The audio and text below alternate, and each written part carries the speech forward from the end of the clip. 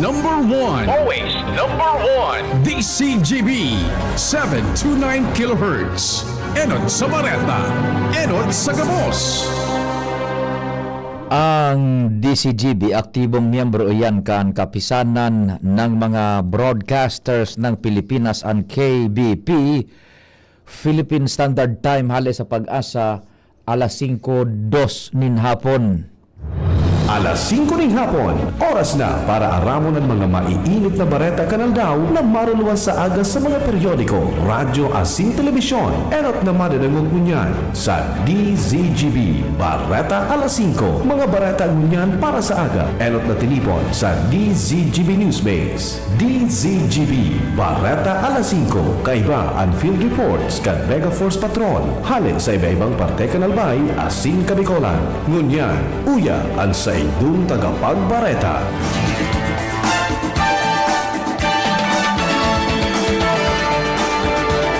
Diyos marhay na hapon sa pangaran kan News Base asin kan Mega Force Patrol.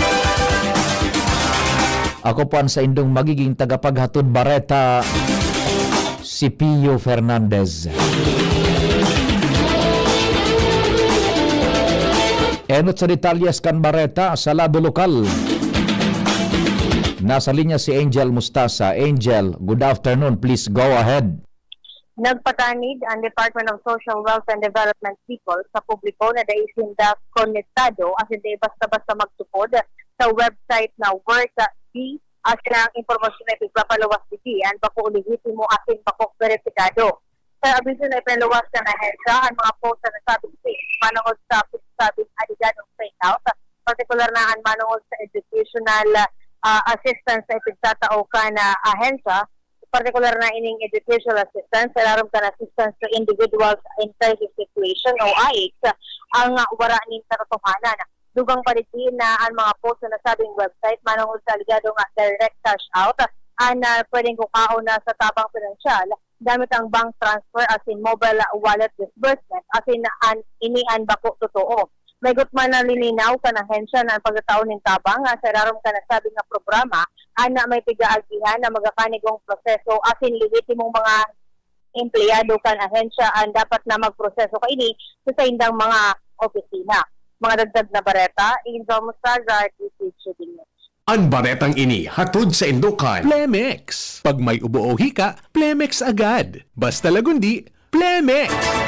Thank you so much, Angel.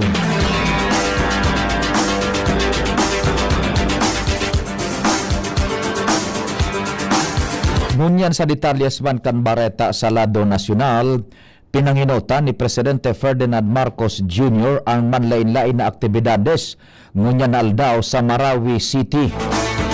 Nagkapera sa mga ini ang pagkabit nin internet sa Temporary Learning Spaces o TLS sa barangay Sagungsungan sa Marawi City, Lanao del Sur para mas mapakaray ang internet sa mga eskwelahan. Ang 5 Starlink internet units personal na donasyon kang presidente sa 5 eskwelahan kasabay ang Bangon Elementary School, Bakarat National High School, ang Goyaw National High School asin Kabasaran Primary School. Nagdistribu man nin mga school bags na igong laog na gamit sa gabos na TLS enrollees. Pinag-inspeksyon man kang presidente ang TLS para masigurong padagos ang suportang pang-edukasyon sa mga estudyante lalo na ang mga naafektaran kan Marawi SEEDS. Ang TLS sarong Emergency Education Initiative na ipinaglansar matapos ang Marawi SEEDS kan taon 2017.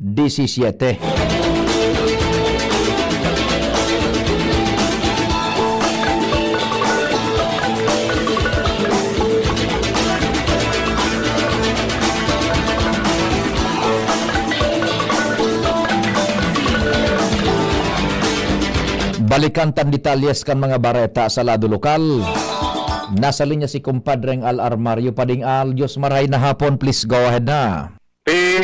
Siguro sa unyan kan DPWH na dahil na pagbahaon ang highway sa area kan Taysan sa inota na parte kan Sipak 4 asin sa may saudan Ang mga lugar na ini dati pinagianin ba dahil nag-aapaw sa kabasan, pasiring sa tinampo sa may inutan kan Sipak 4. Sa may sauda naman, mina-overflow ang tubig gali sa sadit na salog, gali man sa dakulang volume, sa may bulod kan na istansa, balda sa may Sitsigurabod, minadiretso sa tinampo sa may saudan kan Taysan.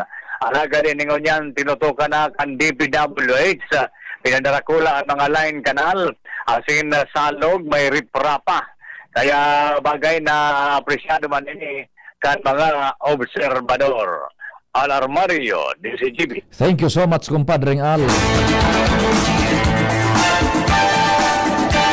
Boltadahan taan detalyes kan Bareta sa lado nasyonal, papakusugon pa kan Pilipinas ang paggamit kan space technology tanganing makatabang sa pagprotehir asin pagpakaray kan buhay kan mga Pilipino. Sigun kay Presidente Ferdinand Marcos Jr., makikipagtabangan ang Philippine Space Agency o PhilSA sa Japan Aerospace Exploration Agency o JAXA para epektibong magamit kang nasyon ang space science. Sa pagikan satellite, mas makaskas na mamamonitor ang mga bagyo asin makakasimbag sa mga kalamidad. Magkakatabang man ini sa mga paraoma na makapagplano nin mas atab asin masiguro ang kaligtasan kan komunidad.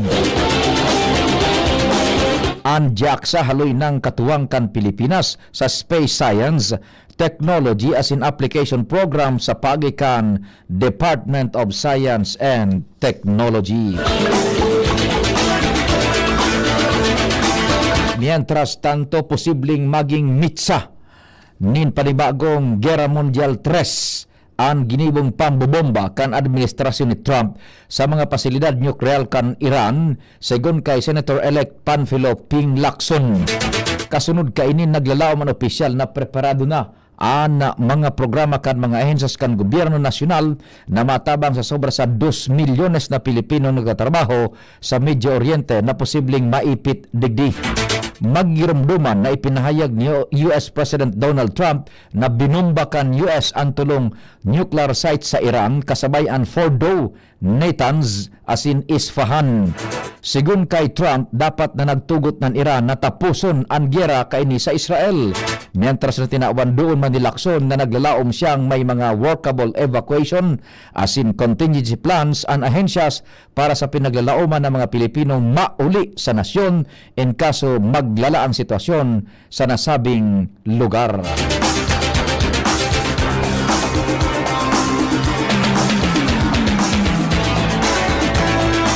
Ipinag-anunsyar man kan Departamento kan Enerhiya na nagtukot na ang mga representantes kan oil industry na gibuhon na padiit-diit sana ang pagpautob nin dagdag na presyo sa produktong petrolyo ngunya na semana. Sa sarong pahayag, sinabi ni DOE Officer in Charge Sharon Garin na matapos ang sa inang paghururon sa oil industry players, nagtugot ang mga kumpanya kan petrolyo na gibuhon na menswalan ang oil price hike. Dagdag pa ni Garin, maabot kaini na masiguro na bako magabat ang efekto kan paglangkaw kan presyo nin petrolyo lalo na sa mga nasa agriculture sector asin sa transportasyon. Sinabi man kan ahensya, igoning hanggang alas 6 kanya nabanggi ang mga oil company tanganing isumitir an sa inang sistema nin pagkapautob kasabay na ang breakdown kan magiging adjustments.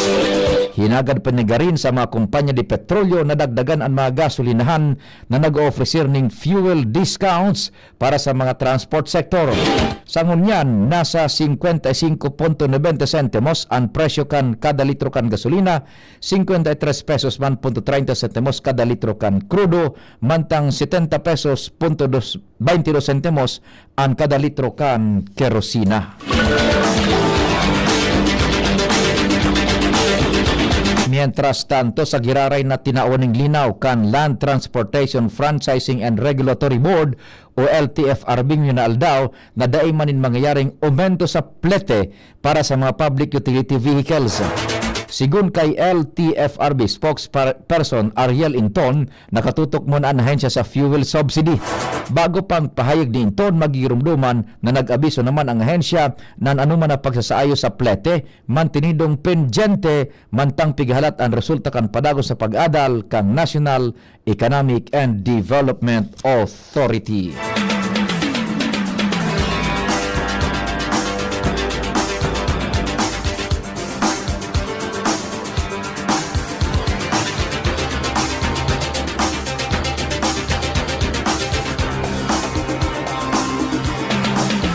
Sa iba pang bareta, siniguro kan House Committee on Good Government and Public Accountability na makikipagtabangan sinda sa opisina kan Ombudsman katakod kan rekomendasyon na kasuhan si Vice Presidente Sara Duterte manungod sa salang paggamit nin 112.5 milyones de pesos na confidential funds.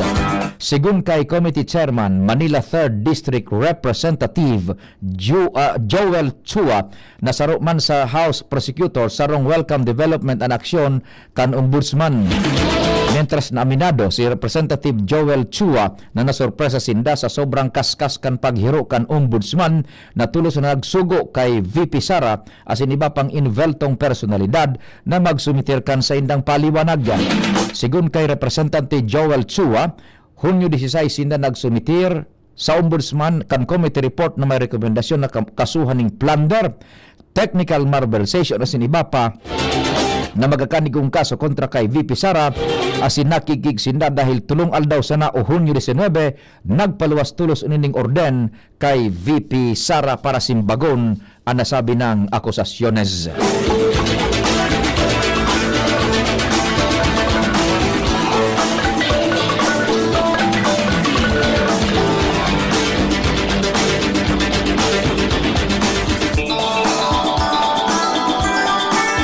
Sa katakod na bareta, bako magayon ang aligasyon ni Senadora o kaya ni dating Senadora ngunyan kongresista sa pagikan mamayang liberal o MR Palterist na si Leila de Lima sa timing kan paghagad kan Ombudsman na paliwanag kay Vice Presidente Sara Duterte. Ini may kinaaraman sa rekomendasyon kan House Committee on Good Government na sangatan si VP Duterte ng mga kasong plunder, technical malversation asin iba pa in koneksyon sa salang paggamit kan confidential funds kan opisina kan Vice Presidente asin Departamento kan Edukasyon sa irarom kan sa iyang liderato.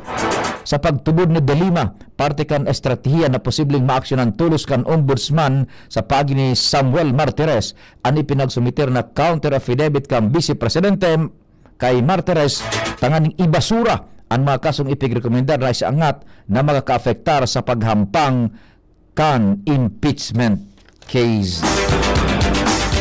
Maboltan detalyes kan mga bareta pakalis kan nagkaperang pagirumdom. Mga tugang, abangan ta ang paglunsar kan pinakabagong programa digdi sa DCGB Radio. Ang programang mahatod ng mga impormasyon, mga istoryang kapupurutan ng inspirasyon na naidulot kan pagtatrabangan ganing maiangat ang pagkabuhay kan mga Bicolanong para omang benepisyaryo. Mag-iribahan kita, alas 10:30 hasta alas 11 ng pagkaaga. Magantabay, asin maghinanyog sa kape asin baretang agraryo.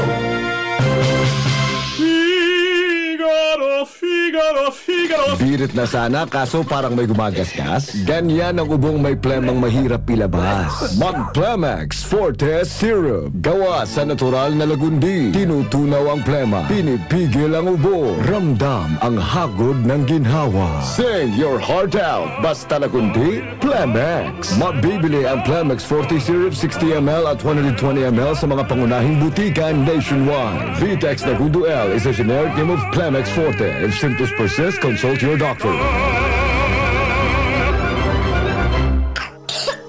Ubo ng anak? Nakababahala? Baka plema. Para dyan, Plemex for Kids ang pambato ko. Ang Plemex for Kids ay gawa sa lagundi. Tinutunaw at pinalalabas ang plema. Ginhawa para sa bata, peace of mind para kay mommy.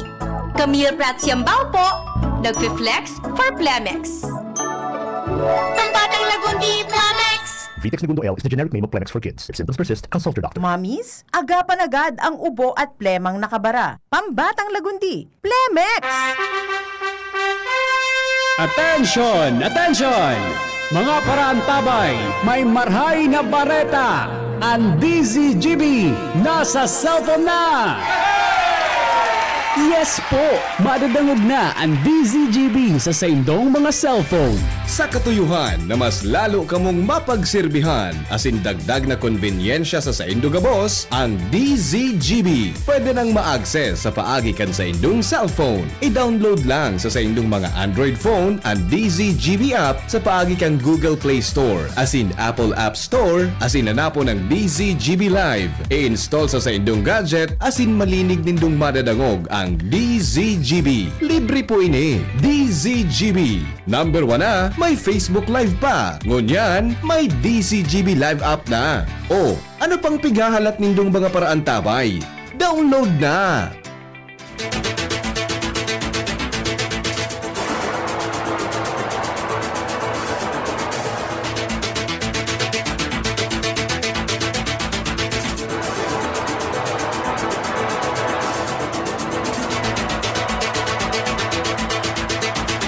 Buwelta kita sa detalyes kan mga bareta sa lado nasyonal.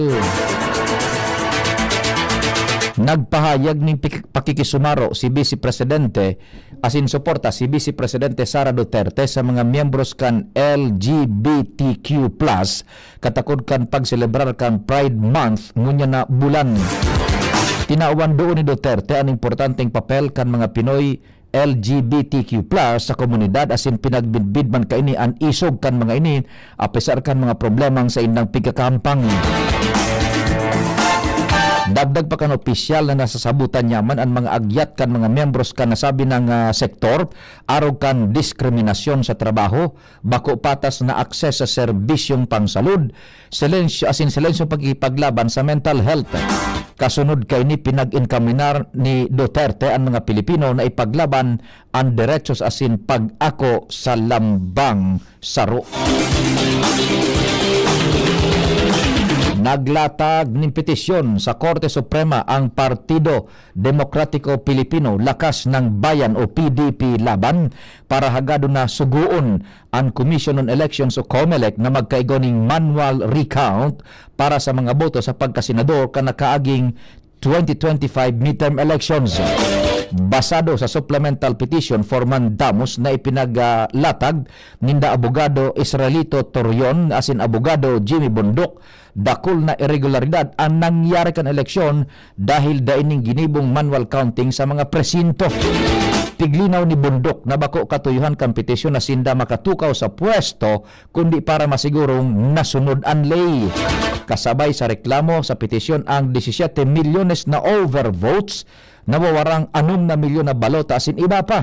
Kasabay sa mga respondent sa petisyon ang mga opisyal kan COMELEC kung saan dai maipaliwanag sa publiko ang totoong nangyari. Mientras tanto, pinag-inkaminar ni Philippine National Police Chief General Torre III ang mga pulis sa Campo Crame asin iba pang units na magtauning opinyon sa presenteng General Office Attire C na pinagagamit ngunyan bilang opisyal na uniforme. Sigun kay Torre, importanteng maaraman kung komportable sin praktikal ang bagong setup kan uniforme para sa oral daw na trabaho kan mga pulis. Pigsugo man ni Torre ang Directorate for Research and Development na magkondusir nin survey para sa nasabing bagay. Mientras tinaawan doon kan PNP Chief ang regulasyon sa pagbugtak nin ballpen sa uniforme kung sain dati pigien kaminar na perming magdara nin panurat, alagad sa kunyan day na ini pigtutugutan.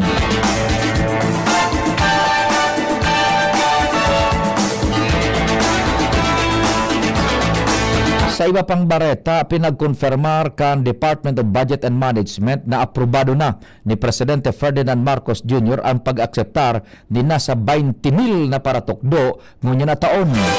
Sigun kay Budget Secretary Amina Pangandaman, kasunod ini kan direktiba ni Presidente Marcos na siguruhon ang kalidad kan edukasyon asin matutukan ang mga estudyantes. Nasa 4,000 ang dagdag na kukuhaon na posisyon kan Teacher 1 sa irarom kan Batch 2 na hagad kan Department of Education. Sobraman sa 1,600 digdian para sa kindergarten, elementarya, asin 391 man para sa junior high school mantang 1,951 sa senior high school. Magigurumduma na inot ng pinag-aprobaran kan Mayo 2025 ang 16,000 na posisyon para sa kabilugan na 20,000 na para tukdo na hagad kan DepEd. Ang fundo halay sa 2025 General Appropriations Act, partikular na sa new school personal positions kan Departamento kan Edukasyon.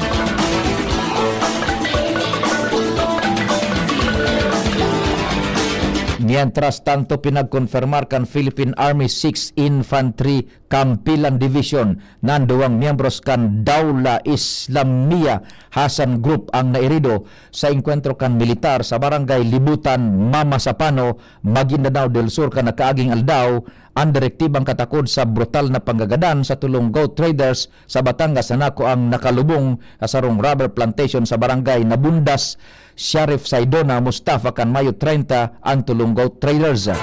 Sigun kay 601st Infantry Brigade Commander Brigada General Edgar Cato, ang mga nairidong terorista pinagmidbid na sinda Tahir Salim Soeb asin Ben Ladin Adi Kamid.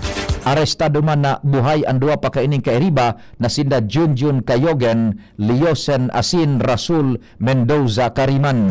Sigun kay Kato, invelto ang mga grupo sa serye ning harabasan panggagadan sa mga sibilyan na pinagagamit nindang paggasto sa indang grupo. Afera kaini sindaman ang pigtuturo na nasa likod kan pananambang kay Dato Hofer kan Marso 2024 kung sain 4 na soldados ang lugadan. Arestado ang sarong 46 anyos na retiradong military personnel matapos ining maulang sa Ninoy Aquino International Airport hale sa Dubai. Sigun sa PNP Aviation Security Group, nahampang ang nasabing retired army sa kasong 5 bilang ning Anti-Violence Against Women and Their Children's Act. Bit-bit kan mga otoridad ang mandamento de arresto laban sa suspect kan inisyo kan Angeles City Court kan taon 2014 asin may piyansang maabot sa sangga 2,000 pesos. Mientras tanto na sa kustodiya ng unyan kan Manila Police District Barbosa Police Station 14 ang akusado para sa magkakandigong legal na disposisyon. Ultimong detalyes kan Bareta, maabot sa 77.67% o kapareho ning 1,332 na mga lokal na gobyerno ang nakapagtugdok nin mga dugang na eskwelahan gamit ang 85% kan sa indang Special Education Fund o SEF. Ang SEF hali sa aumentong 1% real property tax sa irarom kan local government code sa irarom kan local government code na nakatagama para sa mga programa asin proyekto nakatakod kan edukasyon. Basado sa 2024 Seal of Good Local Governance Assessment kan Departamento kan Interior na Gobyerno, nasa 82.33 o 1,412 lokal na gobyerno man ang nakapautob ni mga inclusive initiatives arog kan madrasa program para sa Muslim learners, mentras na 81.28% o 1,394 lokal na gobyerno man ang nakipag-koordinar sa mga external stakeholders para sa pagkompleto ng mga education projects. Nasa 90.32% naman o 1,549 mga lokal na gobyerno ang nakapatindog ng mga eskwelahan sa irarom kan local education reform priorities. Kaibanan sa mga SEF-funded na eskwelahan ang Natividad High School, San Antonio Integrated High School asin San Juan Nepomuceno Elementary School sa Guagua, Pampanga. Sa Badiangan, Iloilo, duwang classroom buildings man ang nakumpleto sa Astorga Primary School. Sa pangaran ka nagsururat kan informasyon sa Panginot ni News Director Mardila, Jen Matthew Balyaran, Nicole Ann Gloriani, Mega Force Patrol, Tata Nems Flora sa Master Control, sa IT si Jerome Nico Martinez. Ako po si Pio Fernandez. Salamat. Diyos marhay na hapon. Pre, makinig ka muna. Payong kaibigan lang ha. Work hard,